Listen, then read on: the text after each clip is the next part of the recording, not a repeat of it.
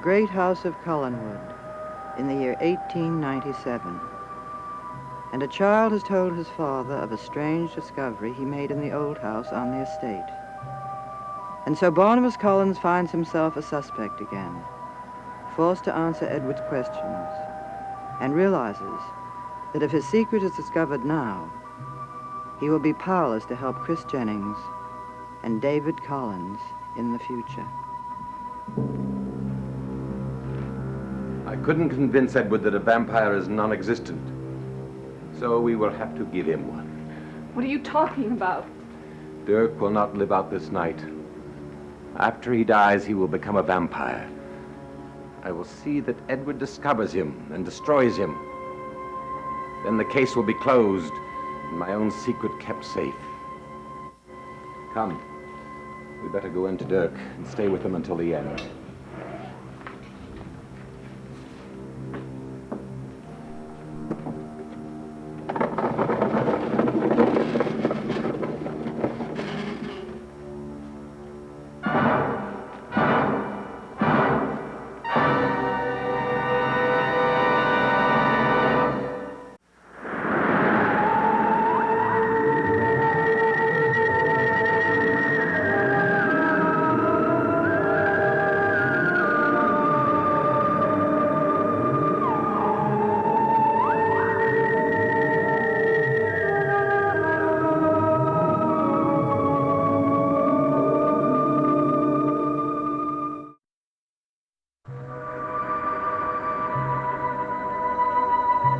The year is 1897.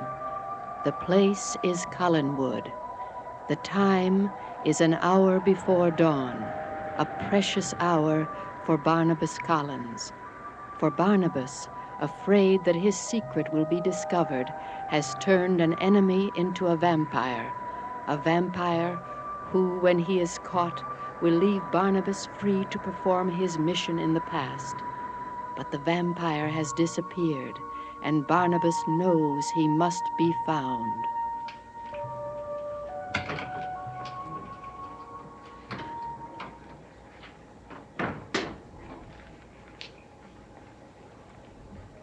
Miss Fay?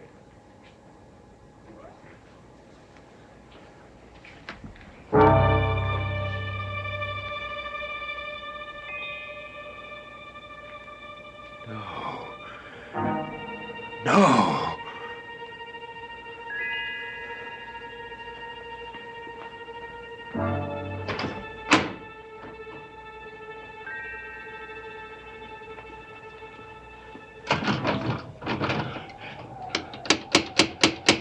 Barnabas, let me in. I have to talk to Pansy.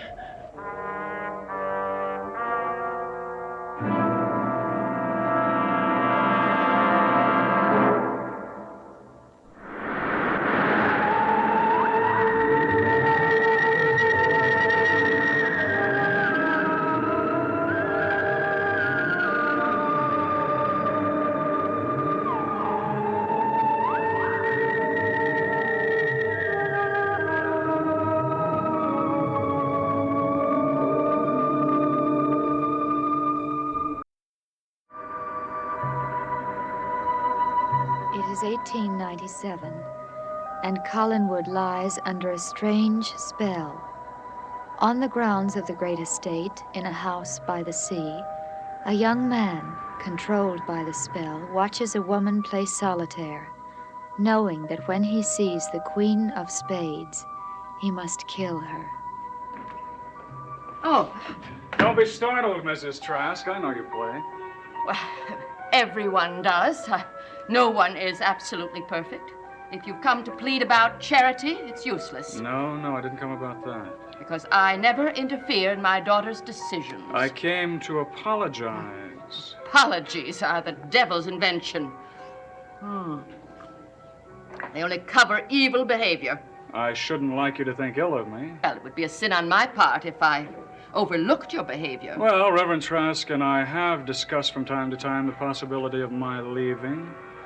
That would be just as well. Mr. Hanley has agreed to help. whatever that means. But you, of course, you write all the references. Young man, I just want to relax. I just want to relax this evening and have my tea.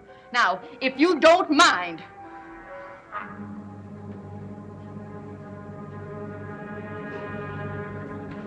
May I fill your cup? That is not necessary.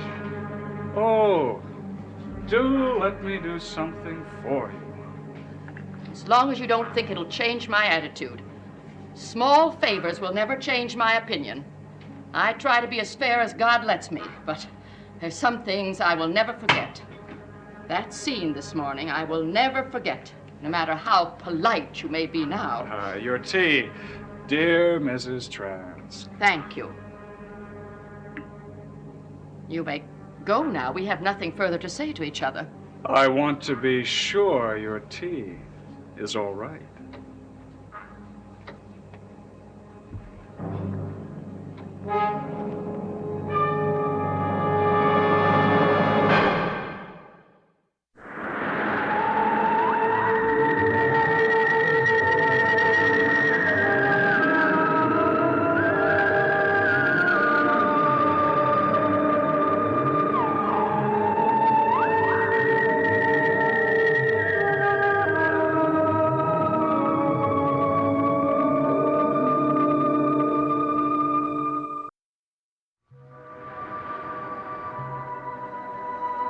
Collinwood, before the turn of the century, a time when the great house was caught up in events more bizarre and evil than it has ever known. On this night, a young man seeks safety in a deserted house. While under a mysterious spell, he has committed murder. Now a fugitive from justice, he will soon discover that he is not the only victim of the supernatural at Collinwood.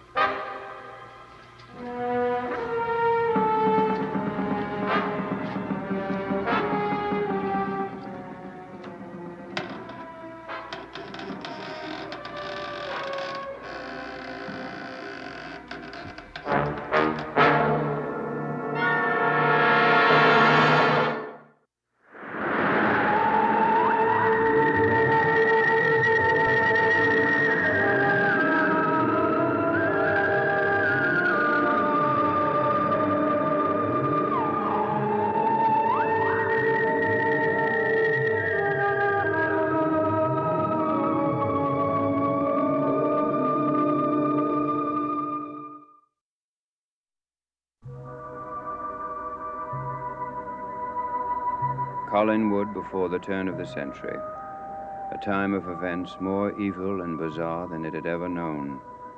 On this night, terror invades the great house, for its mistress has become the victim of a former servant who is now one of the living dead.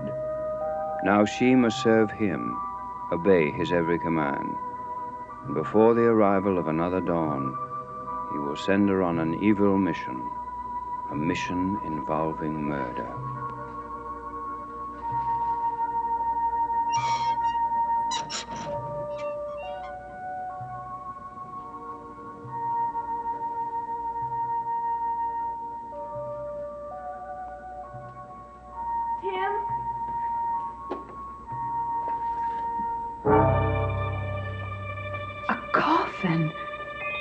Why is it down here?